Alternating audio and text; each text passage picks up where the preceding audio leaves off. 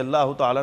اجمعین کی موجودگی سے دیکھیں گے کہ جس فرد میں حضور اکرم صلی اللہ علیہ وسلم جس زمانے میں بھی سرکار دو عالم صلی اللہ علیہ وسلم کی اولاد کا ذمہ دار فرد موجود ہوگا، حضور اکرم صلی اللہ علیہ وسلم کی تعلیمات کو آگے لے کر چلنے والا، وہ ایسے ہی ہے، وہ گویا رسول گرامی صلی اللہ علیہ وسلم کی نیابت کر رہا ہے۔ اور پھر یہی وجہ ہے، فرماتے ہیں یہی وجہ ہے کہ اولیاء کرام جتنے ہیں وہ سارے کے سارے اسی گھرانے کے ساتھ وابستہ ہیں،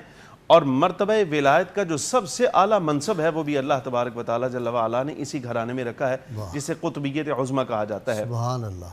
اور اس قطبیت عظمہ کے آخری فرد فرید حضرت امام حسن العسکری رضی اللہ تعالیٰ عنہ ہیں۔ سبحان اللہ۔ اور یہ پوری وضاحت جو ہے قاضی صاحب نے بھی کر دی ہے، اور حضرت مجدد الفسانی رحمۃ اللہ تعالیٰ علیہ نے بھی کر دی۔ آپ کے بعد یہ سلسلہ موقوف رہا، حضرت سیدنا غوث اعظم رضی اللہ تعالیٰ عنہ کو دیا گیا، اور پھر ان کے بعد یہ سلسلہ حضرت سیدنا امام مہدی المنتظر رضی اللہ تعالیٰ عنہ کو دیا جائے گا۔ یعنی مولا علی شیر خدا رضی اللہ تعالیٰ عنہ سے شروع ہونے والا یہ سلسلہ حضرت امام مہدی رضی اللہ تعالیٰ عنہ پر جا کر مکمل ہوگا۔ امام حسن العسکری رضی اللہ تعالیٰ عنہ کو اللہ تبارک و تعالیٰ جل وعلا نے، چونکہ آپ اہل بیت کے فرد ہیں، جو آیہ مبارکہ آپ نے پڑھی، ہمارے ائمہ کرام فرماتے ہیں یہ آیت اس بات پر دلالت کرتی ہے کہ اہل بیت کے وہ جو افراد ہیں جو خاص طور پہ اس آیہ مبارکہ کے مصداق بن رہے ہیں، ویسے تو علی حسب المراتب سب ہیں، لیکن اپنی اپنی شان کے ساتھ جو بن رہے ہیں، امام حسن عسکری کو دیکھا جائے اور اس طرح آپ کی جو آباء کرام ہیں، تو اللہ تبارک و تعالیٰ جل وعلا انہیں پیدائشی طور پہ ذاتی طہارت عطا فرماتا ہے، یعنی ان کی طہارت ذاتی ہوتی ہے، ایسا نہیں کہ پہلے نہیں ہے بعد میں دی جائے گی، ایسا نہیں۔ وہ جیسے ہی اس گھرانے کے فرد ہوئے، اللہ تبارک و تعالیٰ جل وعلا نے اس منصب کے ساتھ ان کو منسلک فرما دیا۔ بہلول دانا رضی اللہ تعالیٰ عنہ کے ساتھ ملاقات ہوئی، آپ بچپن کی کیفیت میں تھے، دیکھا کہ ایک جانب آپ رو رہے ہیں، بکا کر رہے ہیں، بچوں کے ساتھ کھیل نہیں رہے، اور ہم عمر بچے جو ہیں وہ کھیل رہے ہیں۔ اس پر آپ تشریف لائے اور بہلول دانا رضی اللہ تعالیٰ عنہ، آپ نے یہ سوچا شاید ہو سکتا ہے کوئی مطلوبہ چیز کھیلنے کے لیے نہیں ہے جس وجہ سے یہ رو رہے ہیں۔ پاس آ کر کہا کہ بیٹا تم اپنی مطلوبہ چیز لے لو، میں خرید کر دے دیتا ہوں، پیسے میں ادا کروں گا۔ تو آپ نے فرمایا کہ اے عمر رسیدہ، کہ ہم لوگ یہاں کھیلنے کے لیے پیدا کیے گئے ہیں؟ تو کہا اچھا پھر بتائیے ہم لوگ یہاں کس لیے آئے ہیں، کس لیے پیدا کیے گئے ہیں؟ فرمایا اللہ نے ہمیں حصول علم کے لیے پیدا کیا ہے، اپنی معرفت کے لیے پیدا کیا اور اپنی عبادت کے لیے پیدا فرمایا ہے۔ کہا یہ آپ کو کیسے معلوم ہوا؟ تو وہ بچپن کی کیفیت جو کھیلنے کی عمر ہے بہلول دانا کے نزدیک، فرماتے ہیں اس عمر میں بھی آپ نے قرآن عزیز سے استشہاد کیا۔ فرمایا اللہ تبارک و تعالیٰ جل وعلا کے ارشاد سے مجھے یہ بات سمجھ آئی ہے۔ رب العالمین جل وعلا فرماتے ہیں افحسبتم انما خلقناکم عبثا وانکم الینا لا ترجعون، کیا تم لوگ یہ گمان کرتے ہو، تمہارا یہ وہم ہے کہ تم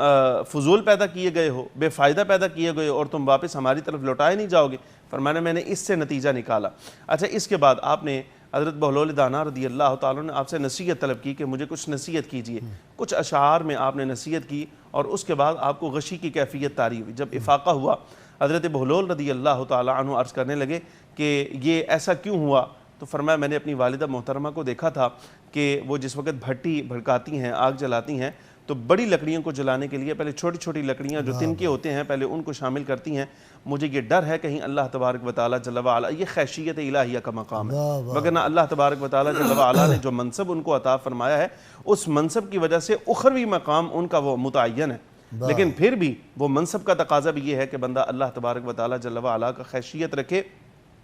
تو فرمایا مجھے کہیں خوف ہے کہ جہنم کی آگ بھڑکانے کے لیے جیسے یہاں دنیا میں چھوٹی لکڑیوں کو استعمال کیا جاتا ہے، کہیں ایسا نہ ہو کہ مجھے استعمال کیا جائے۔ اور 28 برس 29 برس کی عمر میں 30 برس کی عمر میں اللہ تبارک و تعالیٰ جل وعلا نے ایسا صاحب کرامت پیدا فرمایا کہ آپ کے زمانہ میں آپ کا ہم مثل برابر ہے ہی کوئی نہیں۔ سبحان اللہ۔ ایک مقام پر ایک مصنف نے یہ بات لکھی، فرماتے ہیں کہ قادسالی ہو گئی، خلیفہ معتمد نے آپ کو بند کیا گیا تھا جیل خانہ میں، تو آپ کو اچھا ہوا یہ کہ نماز استسقاء کا خلیفہ نے حکم دیا، لوگ نکلتے رہے، بزرگ آتے رہے، دعائیں کرتے رہے، 3 روز گزر گئے، بارش کوئی نہ ہوئی۔ وہ چوتھے روز کہیں کوئی نصارہ اور راہب جو ہیں وہ نکلے، اور ان میں سے کسی آدمی نے ایسے ہاتھ آگے بڑھایا، جب وہ ہاتھ آگے بڑھائے تو بارش شروع ہو جائے، ہاتھ پیچھے کرے تو بارش رک جائے۔ اب وہ لوگوں کے لیے بڑا فتنہ تھا، عجیب بات ہے، اہل اسلام باہر تشریف لائے ہیں، بزرگ ہیں، بچے ہیں، نماز استسقاء پڑھی ہے، بارش کوئی نہیں ہوئی، یہ ہاتھ آگے کرتا ہے بارش ہو جاتی ہے، پیچھے کرتا ہے بارش رک جاتی ہے، تو یہ کوئی زیادہ فضیلت والا ہے۔ اچھا دوسرے روز بھی ایسا ہی ہوا، بارش برستی رہی، جب بارش سے لوگ بے نیاز ہو گئے، لیکن خوف تھا ان پر کہ کہیں اسلام دین چھوڑ نہ جائے، تو خلیفہ نے یہ حکم دیا، صالح کو بلایا، صالح بن یوسف کو جو جیل خانہ جات کا اس وقت متولی تھا، کہا امام وقت کو بلاؤ اور بلا کر میرے ساتھ ملاقات کرواؤ۔ آپ کو وہاں سے لایا گیا، ملاقات کروائی، اس سے سارا یہ مقصد عرض کیا کہ لوگ دین چھوڑتے جا رہے ہیں، امت محمدی علی صاحبہا الصلاۃ والسلام کی دستگیری کیجیے، ان کے ایمان کی حفاظت کیجیے۔ فرمایا ٹھیک ہے، تم حکم دو کہ کل لوگ پھر باہر آئیں۔ اچھا، وہ معمول کے مطابق چوتھے روز دوبارہ سے جس وقت لوگ باہر آئے تو حضرت امام حسن العسکری رضی اللہ تعالیٰ عنہ آپ ملاحظہ فرمانے لگے، اہل اسلام بھی ساتھ تھے آپ کے۔ ملاحظہ فرمایا جب وہ ہاتھ آگے کرتا ہے تو بارش برسنے لگتی ہے، جیسے ہی وہ ہاتھ پیچھے کرتا ہے تو بارش رک جاتی ہے۔ تو آپ نے اس کا ہاتھ پکڑ کے جس وقت کھولا، درمیان سے ایک شے نکال کر لوگوں کے سامنے دی، کہا لوگوں یہ اس کا کمال نہیں ہے، اس شے کا کمال ہے جو اس کے ہاتھ میں موجود ہے۔ آگے یہ کیا ہے؟ کہ یہ انبیاء کرام علیہم السلام کے جسد مبارک کی کوئی نسبتی چیز ہے، اور یہ اللہ نے انبیاء کی شان رکھی ہے، جب ان سے نسبتی کوئی چیز سامنے کی جائے تو اللہ تبارک و تعالیٰ جل وعلا بارش ضرور عطا فرماتا ہے، وہ اس کا کمال نہیں، وہ تو نبیوں کا کمال ہے۔ واہ واہ واہ۔ اور اس کی تائید میں ایک دو حدیثیں آپ کے سامنے عرض کر دیتا ہوں۔ جس وقت مدینہ منورہ میں قحط سالی ہوئی، حضرت ام المومنین سیدہ عائشہ صدیقہ سے عرض کیا گیا، فرمایا نبی پاک صلی اللہ علیہ وسلم کے روضہ منور کا جو روشن دان ہے اس کو کھول لو، تاکہ نبی پاک صلی اللہ علیہ وسلم کی قبر انور کی زیارت ہوگی تو آسمان بارش برسائے گا۔ ایسا ہی ہوا۔ جس وقت اعرابی نے آ کر عرض کیا تھا، بخاری کی روایت، یا رسول اللہ بارش کوئی نہیں ہو رہی تو حضور دعا فرمائیے۔ نبی پاک صلی اللہ علیہ وسلم نے ممبر پر بیٹھ کر دعا فرمائی۔ صحابہ کہتے ہیں ہم نے دیکھا کہ ہاتھ ابھی امام الانبیاء صلی اللہ علیہ وسلم کے چہرے پاک پر نہیں آئے کہ آپ صلی اللہ علیہ وسلم کی ریش مبارک سے بارش کے قطرے جو ہیں وہ بہہ رہے ہیں فوراً۔ یعنی اس کا مطلب یہ ہوا کہ انبیاء کرام علیہم السلام کی وجود کی عظمت اتنی ہے کہ ان کا وجود نیرا آسمان کے سامنے کر دیا جائے تو اللہ بارش عطا فرماتا ہے۔ اور یہ کرامت تھی حضرت امام حسن العسکری رضی اللہ تعالیٰ عنہ کی، اس بہروپیے کو بے نقاب کیا۔ اور دوسرا خلیفہ یہ بتا رہا ہے، اس کے کہنے کا مطلب یہ ہے کہ دیکھ لو، دستگیری اگر کسی نے کرنی ہے تو وہ حضور اکرم صلی اللہ علیہ وسلم کے گھرانے کے افراد نے کرنی ہے، جنہیں اللہ نے جی سید صاحب۔ بھائی صاحب قبلہ، اللہ تبارک و تعالیٰ جل وعلا، چونکہ میں منصب پر گفتگو کر رہا تھا اسی اچھا ایک بات کہ یہ اہل بیت اطہار جو تھے، ان کو اللہ نے خاص خوبی ایک دی ہوئی ہے کہ یہ تو جانور چرند پرند ان کو پہچانتے تھے اور یہ ان کی بولیاں بھی سمجھتے تھے۔ جی بالکل ایسا ہی ہے۔ وہ ائمہ اہل بیت کے واقعات بہت سارے منقول ہیں اس بارے میں۔ امام موسیٰ کاظم رضی اللہ تعالیٰ عنہ کا، حضرت امام علی رضا کے واقعات بھی موجود ہیں وہ سارے۔ جس وقت حتیٰ کہ تسبیحات بھی کرتے تھے تو یہ بتاتے تھے کہ کن لفظوں کے ساتھ یہ اللہ تبارک و تعالیٰ جل وعلا کی حمد اور تسبیح کرتے ہیں، بلکہ جس منصب پر یہ ہیں رب العالمین جل وعلا نے، یہ تو ہے پرندوں کی بولیاں کی آواز نکلے تو پھر سمجھ آئے کہ یہ کیا کہتے ہیں۔ باری تعالیٰ جل وعلا نے انہیں یہ شرف عطا فرمایا ہے، یہ خواتر پر کلام کرتے ہیں، یعنی بات یہاں گزری ہے ابھی، وہی ان کا موضوع ہے، جو بات یہاں گزر گئی اسی پر انہوں نے گفتگو شروع فرما دینی ہے۔ سبحان اللہ سبحان۔ ابو محمد ہاشم آپ کا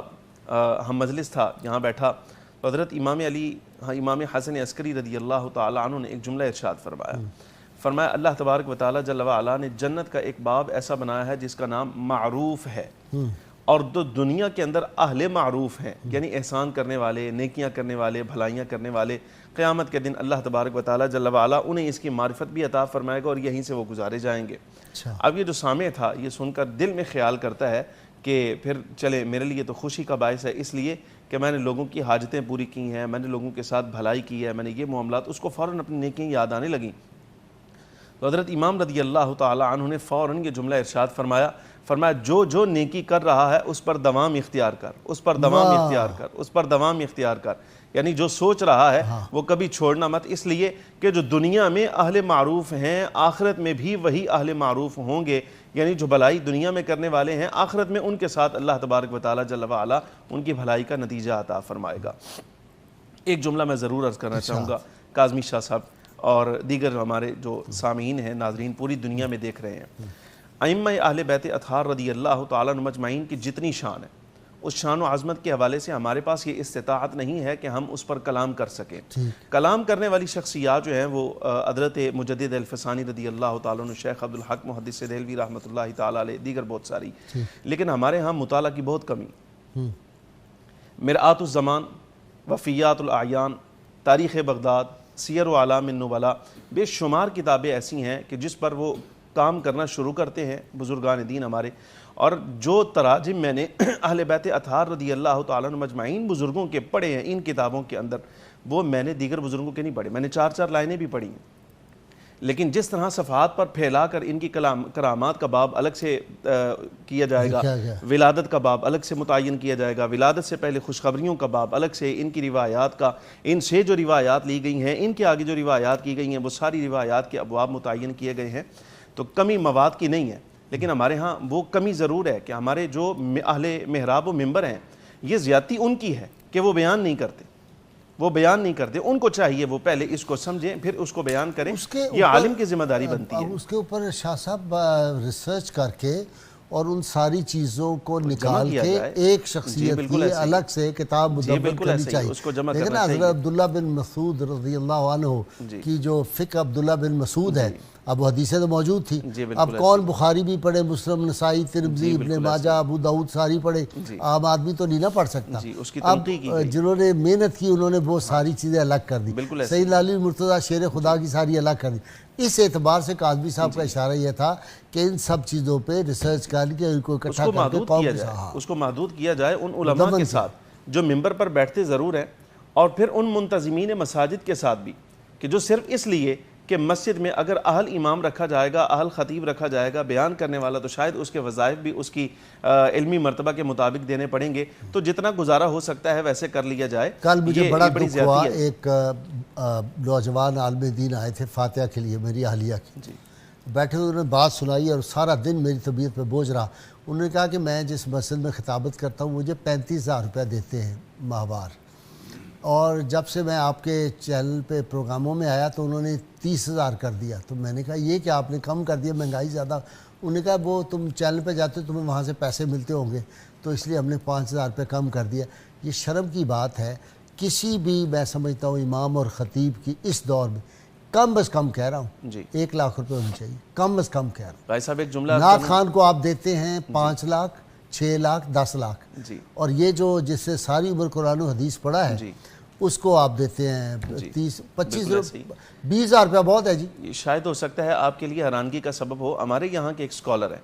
ممتاز عالم ہیں، اچھے فاضل عالم ہیں، لیکن ان کو 4 جمعے کا جو وظیفہ ہے وہ 7,000 روپے دیا جاتا ہے۔ انا للہ و انا الیہ راجعون۔ یہ دیکھیں، یہ ہمارے ہاں حالات ہیں،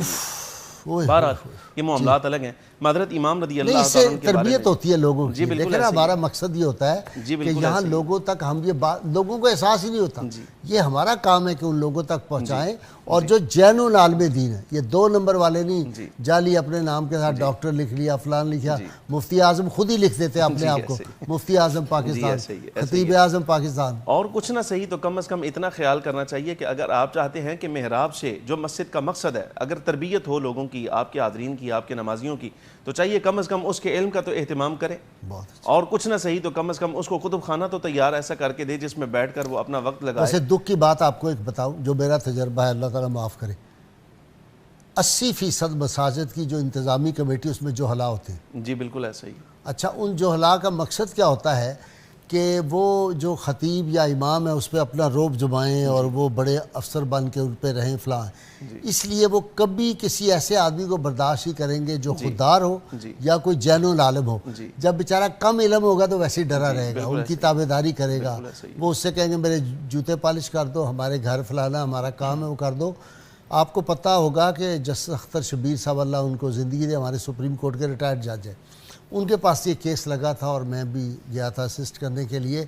انہوں نے پہلی دفعہ جسٹس اختر شبیر صاحب نے کہا کہ امام کو کمی کی فہرست سے نکال کے ان کو باعزت خانہ ان کا بناؤ، محکمہ مال کو کہا، ورنہ جو امام مسجد ہے اس کا موچی تیلی میراثی اس کے ساتھ امام مسجد یہ لکھا ہوا تھا خانے میں، مال کے محکمے میں۔ انہوں نے کہا یہ تو شرم کی بات ہے، انگریز نے اس وقت بنایا تھا کیونکہ وہ جو کرنا چاہتا تھا اس نے کام دکھا دیا، تو تم ابھی تک اس بات کو یہ کر رہے ہو۔ امام کا بالکل ایک الگ خانہ ہونا چاہیے باعزت۔ جی ایک جملہ علماء کے لیے بھی ضرور عرض کروں گا، آپ محراب کے ممبر کے وارث ہیں، یہ علماء کے لیے عرض کر رہا ہوں، یہ محراب اور ممبر کے وارث ہیں، آپ کو چاہیے کہ آپ از خود اگر نہیں کرتے یہ لوگ تو آپ تو لوگوں کی تربیت کا اہتمام کریں۔ اس کا مقصد یہ نہیں ہے کہ آپ بھی مطالعہ چھوڑ دیں، کتب بینی چھوڑ دیں، وہ جو اساتذہ کی آپ پر 10 سال 15 سال کی محنتیں ہیں وہ سارا کچھ ضائع نہیں، تو آپ کا مطلب ہے آتشی تقریریں، آبی تقریریں، کتبی تقریریں، توتی تقریریں، یہ ساری چھوڑنے پڑنی۔ اس کی کوئی حیثیت نہیں، بلکہ میں سمجھتا ہوں جو بندہ علم کے میدان سے گزر گیا ہے اس کو ایسی کتابوں کو ہاتھ لگانا حرام ہے۔ بہت اچھے، اس کے لیے بخاری مسلم سامنے موجود ہے، تراجم کی 20 کتابیں سامنے موجود ہیں، تفاسیر موجود ہے، بالکل موجود پڑھیں۔ اور کچھ نہ صحیح تو ہمارے بزرگوں کی جو علماء کے جو اردو تفاسیر ہیں، کچھ نہ صحیح تو کم از کم اس کو سامنے رکھ کر 2 صفحے ان کو سناؤ، یا 2 مسئلے ان کو فقہ کے پڑھ کے تم سنا دو، تمہارے لیے وہ کافی ہے۔ یہ کم از کم لوگ تمہارے سامنے آئیں گے، بیٹھیں گے تو صحیح۔ ایسا تو نہیں ہوگا کہ جس وقت آپ عربی خطبہ پڑھنے کے لیے بیٹھے ہیں اس وقت لوگ آگے وضو کر رہے ہیں۔ اس کا مطلب بھی یہ ہوتا ہے، اس کا مطلب یہ کہ جو امام ہے وہ اپنا کام ٹھیک نہیں کر رہا۔ ہاں جی۔ ایک چیز حضرت امام رضی اللہ تعالیٰ عنہ کے بارے میں، آپ کے وصال کے بارے میں عرض کروں گا۔ حضرت امام حسن العسکری رضی اللہ تعالیٰ عنہ کا جو وصال ہوا تو اس کے لیے یہ لفظ موجود ہے، فرماتے ہیں جس وقت خبر پھیلی تو حال یہ تھا کہ بازار بند ہو گئے، دکانیں بند کر دی گئیں، اور از خود بند کروائی نہیں گئی، از خود بند ہو گئیں، سب کچھ چھوڑ چھاڑ دیا گیا۔ اور فرماتے ہیں قیامت صغریٰ کا وہ منظر تھا کیا کہ 28 سالہ امام وقت حضرت امام حسن العسکری رضی اللہ تعالیٰ عنہ آپ کا وصال ہوا، اور پھر آپ کی تدفین کی تیاریاں آپ کے والد گرامی حضرت امام علی النقی رضی اللہ تعالیٰ عنہ کے پہلو میں کی گئیں۔ تو اللہ تبارک و تعالیٰ جل وعلا نے اہل بیت کا یہ شرف رکھا ہے، ان میں سے جب کسی کے وصال کا وقت آتا ہے تو جو بزرگ ہستیاں عزت میں آپ ان سے پہلے ہو گئے ہیں وہ ان کے لیے تشریف لاتے ہیں، ان کی تسلی کے لیے، ان کے استقبال کے لیے۔ یہ امام علی مقام کے لفظ موجود ہیں حضرت سید الشہداء امام حسین کے سیدنا امام حسن رضی اللہ تعالیٰ عنہ کے لیے، اور دیگر ائمہ کرام کے لیے بھی۔ تو اللہ تبارک و تعالیٰ جل وعلا نے انہیں جو شرف عزت عطا فرمائی ہے، اس عزت کے مطابق ان کا تذکرہ ہر مسلمان پر لازم ہے، اس عزت کے مطابق ان کا تذکرہ لازم ہے۔ اگر کوئی بندہ ان کی شان میں کمی کرنا چاہیے۔ یہ جو ہے نا پروفیسر فہد کاظمی، اس کو کسی لاہور کی بڑی مسجد میں، مجھے تو اگر کوئی پوچھے تو میں داتا صاحب کی مسجد کا اس کو کہوں کہ یہ وہاں خطبہ دیا کرے۔ یہ جو نوجوان نسل دین سے بھاگ رہی ہے نا شاہ صاحب، یہ آپ جیسے لوگ، حسن جو ہے ہمارے رضا باقر، یہ نوجوان نسل جو ہمارے علماء اس وقت ہے نا روایتی، ان کو پتہ ہی نہیں، وہ ایک خاص ماحول میں رہتے ہیں، اس ماحول کے باہر کی ان کو کوئی خبر ہی نہیں کہ نوجوان نسل اس وقت کیا چاہتی ہے، وہ کس طرف جا رہی ہے۔ وہ اس تیزی سے دوسری طرف جا رہی ہے، اللہ تعالیٰ معاف کرے، دین سے بیزاری کا اظہار۔